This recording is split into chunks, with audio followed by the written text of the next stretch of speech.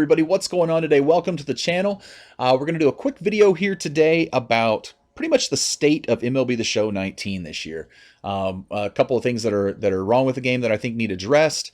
I've got 7 things that are negatives right now in the game, and then I've got 3 big positives at the end that I want to talk about also. So we want to end it on a good note because there are some awesome things that have happened this year. But we're just gonna hop into some challenge of the week to do this video. But you guys, as always, make sure to smash that like button and subscribe to the channel. Subscribe.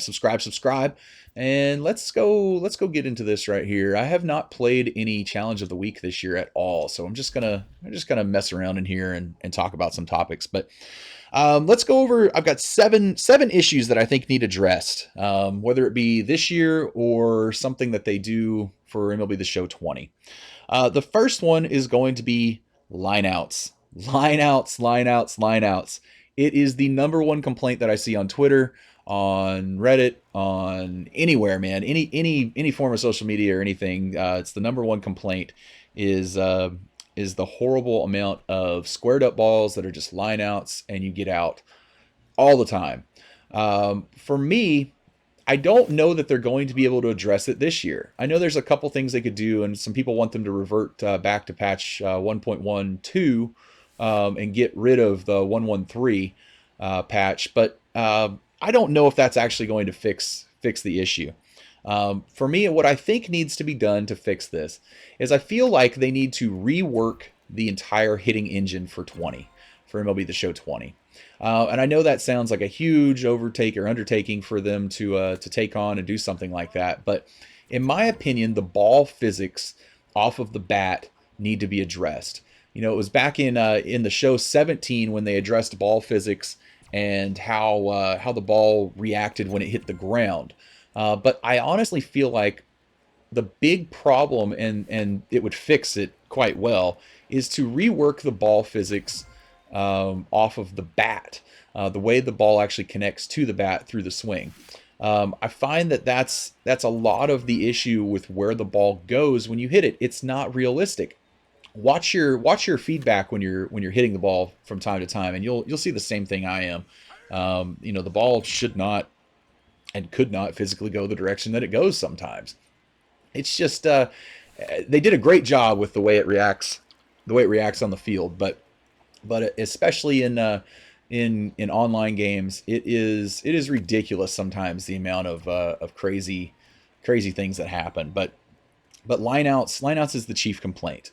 My second negative thing right now that I want them to address, and I don't think it'll get addressed this year, but probably something that'll get addressed next year, is online base running.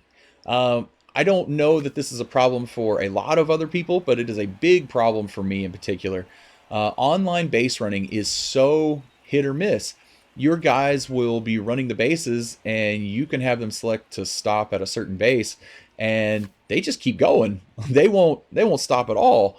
They'll run to a base that there's no way they could have possibly been safe at, and they're thrown out by a mile.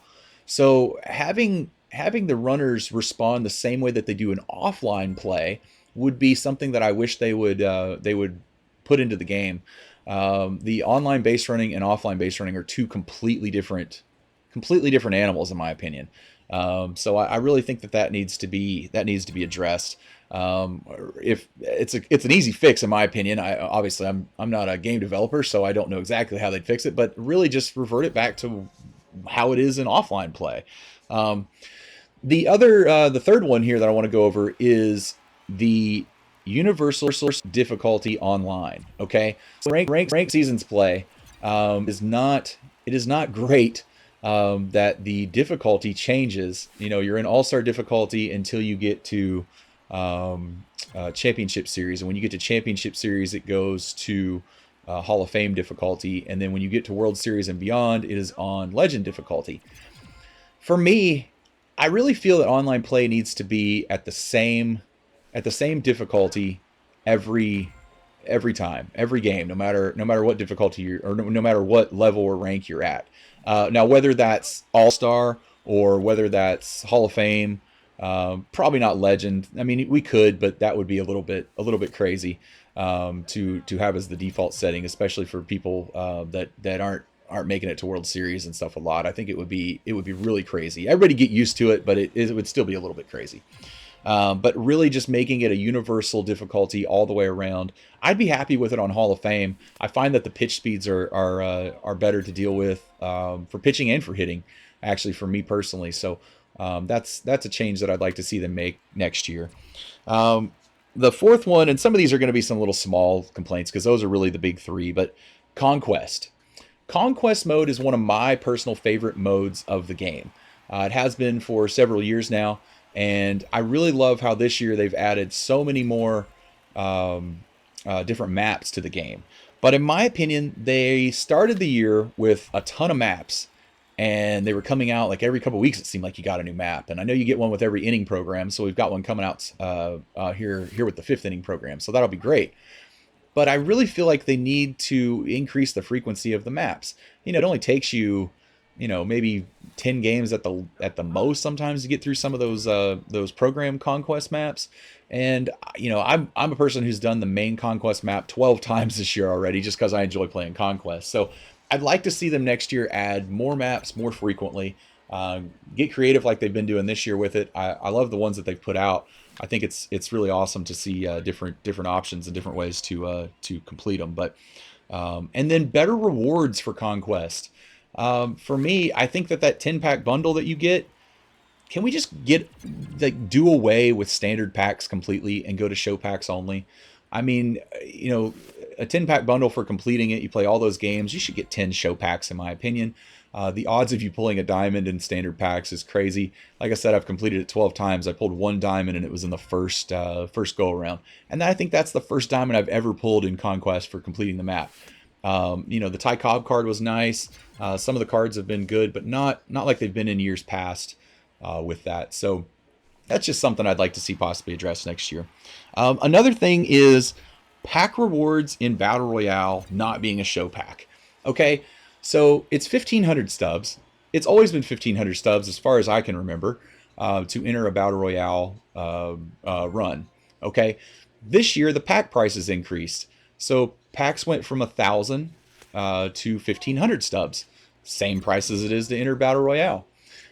And when you complete Battle Royale, let's say you lose the first two games and you're out, you still only get a standard pack. And I'm like, why wouldn't they just give you a pack? And I'm sure it has to do with money making and people spending money on stubs and packs and all that. So I'm sure it has something to do with that. But it's just something that I personally would like to have addressed next year. My opinion. But then another one is going to be events. Events have been great the last couple of years. This year I find that there haven't been as many events, I don't think, as there were at this point last year, and I could be wrong. It just feels like it maybe. Awards for the events have been quite lackluster in my opinion. The rewards have not been great. Now, with the exception of the three combined All-Star events where you were able to get the Travis Hafner card and the Omar Vizquel card. Those are awesome rewards. I don't have any complaints about those.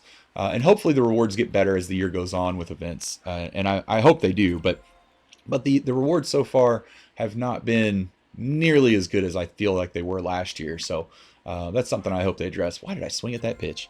All right. So those are 1, 2, 3. We got 7 things we went over there and covered. I was counting on my list here. Sorry, on my notes. But yeah, those are 7 things I covered here about things that I hope get addressed and fixed here in the game. If you guys have other things, put them in the comment section. Let me know what you guys are looking for them to fix and change as well.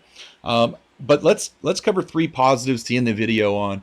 These are 3 awesome positives that I want to cover because SDS has done a great job with these 3 particular things.